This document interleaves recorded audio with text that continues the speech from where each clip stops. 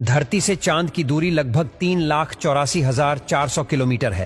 पृथ्वी से चांद तक पहुंचने में सबसे कम समय 4 दिन अमेरिका को लगा है। वहीं अगर हम चंद्रयान के रास्ते से चांद पर जाते हैं तो लगभग 40 दिन का समय लगेगा। अगर ये मानकर चले कि हम अमेरिकी स्पेसक्राफ्ट में बैठकर चांद पर जा रहे हैं तो हमें वहां पहुंचने में 4 दिन का समय लगेगा। 4 दिन बाद हम चांद की जमीन पर होंगे। चांद की जमीन पर उतरने के बाद जो हमें सबसे पहले दिखेगा वो है चांद की जमीन। आपको चांद की जमीन उबड़ खाबड़ नजर आएगी। चांद की जमीन पर हर तरफ आपको बड़े बड़े गड्ढे दिखाई देंगे। जब आप चांद की जमीन पर खड़े होकर ऊपर की ओर देखेंगे तो आपको हमारा खूबसूरत ग्रह पृथ्वी नजर आएगा, जिसमें आपको पृथ्वी साफ साफ अपने अक्ष पर घूर्णन करती हुई नजर आएगी, लेकिन आसमान में हमेशा उसकी स्थिरता बनाए रखेगी। अर्थात चांद पर खड़े होकर पृथ्वी को कई वर्षों से अगर हम निहारते रहे तो वह अपनी जगह से टस से मस नहीं होगी।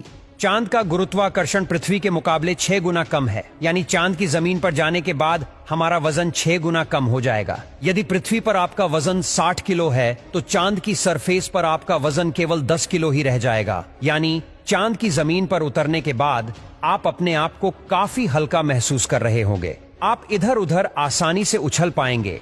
इसी कारण नील आर्मस्ट्रांग जब चांद पर चल रहे थे तब उछल उछल कर चल रहे थे, क्योंकि चांद पर पृथ्वी की तरह चल पाना संभव नहीं है। चांद की सतह पर नील आर्मस्ट्रांग और उनके साथियों के कदमों के निशान आज भी मौजूद है, क्योंकि वहां पर हवा न होने की वजह से वह निशान मिटा नहीं है। फिर थोड़ा चलने के बाद जब आप चांद पर इधर उधर देखोगे तो आपको बहुत सारा कचरा पेपर, बहुत सारे क्षतिग्रस्त सैटेलाइट और बैग्जा मिलेंगे। ये सारा कचरा हम इंसान ने ही फैलाया है। ये कचरा इतना ज्यादा है कि 5 ट्रक भर सकते हैं। चांद पर कचरा और ये पेपर अंतरिक्ष यात्रियों ने फेंके थे, जिसमें उनकी मानव मूत्र और उल्टियां है। अब आप चांद की जमीन पर खड़े हैं तो आपको सबसे ज्यादा खतरा आसमानी मौत का है। चांद का गुरुत्वाकर्षण कम होने की वजह से इसके पास कोई भी वायुमंडल मौजूद नहीं है।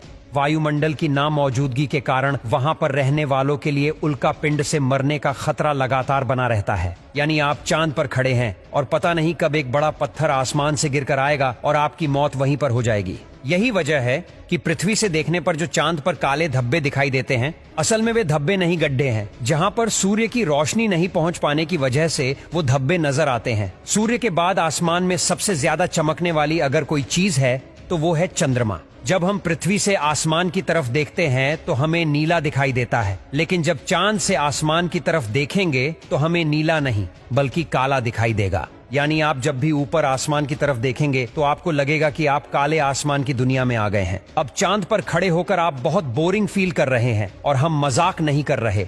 अमेरिकी अंतरिक्ष एजेंसी नासा ने वर्ल्ड रिकॉर्ड में अपना नाम दर्ज करवाते हुए चांद पर वाईफाई की सुविधा उपलब्ध करा दी है, जो कि 3 MBPS तक इंटरनेट स्पीड देता है। यानी आप आराम से चांद पर इंटरनेट चलाकर अपना एंटरटेनमेंट कर सकते हैं। अब आपका मन कर रहा है इंटरनेट तो बहुत हुआ, अब चांद से मैं पृथ्वी पर अपने घर फोन करके बात करता हूँ। आपने फोन मिलाया, फोन लग भी गया, लेकिन ये क्या आप बोल रहे हैं, लेकिन आपकी आवाज मुंह से बाहर नहीं आ रही है। जी हाँ, ये सच है। चांद पर आप कितना भी जोर से चिल्ला लें, आपकी आवाज मुंह से बाहर नहीं आएगी। धरती पर वायु की हमेशा हर जगह उपस्थिति रहती है, लेकिन चंद्रमा का अपना कोई वायुमंडल नहीं है, इसलिए वहां पर ध्वनि तरंगों का संचरण सामान्य रूप से संभव नहीं है। यदि आप चंद्रमा पर किसी को पुकार कर बुलाना चाहेंगे तो उस तक आपकी आवाज नहीं पहुंच पाएगी।